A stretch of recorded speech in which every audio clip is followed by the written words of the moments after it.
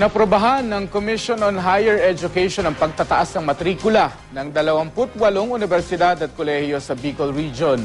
Aabot ng hanggang 50 piso kada unit ang dagdag sa tuition, bagay na inalmahan ng ilang magulang at estudyante. Makibalita tayo kay Charissa Pagtalunan ng GMA Bicol.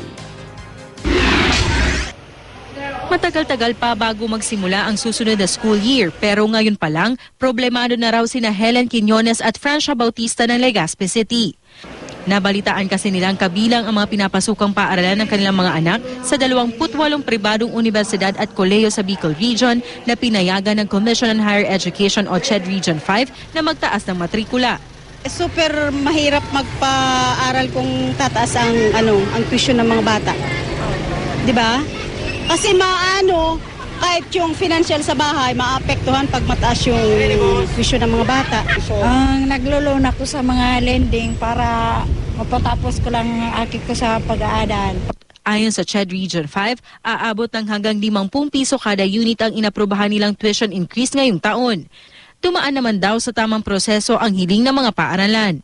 Yung faculty members na rin kasi nagre-request ng increase in their salaries and other benefits. So, saan naman talaga kukunin nyo ng private schools kundi doon sa tuition?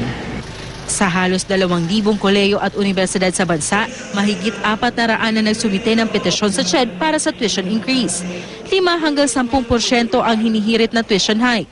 Hindi pa kasama ang miscellaneous fee na posible rin daw magtaas.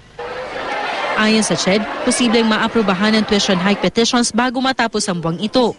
We have to assume a certain reasonableness in the request. We have to have a very strong basis. So what we're trying to do, we use a lot of moral suasion, and so essentially I would advise schools, given the current atmosphere, this is really not the time to increase tuition. Tutol naman ang National Union of Students of the Philippines o NUSP sa napipintong tuition hike. Dagdag pasakit lang daw ito sa mga estudyante. Charissa Pagtalunan, Nagbabalita, Pilipinas.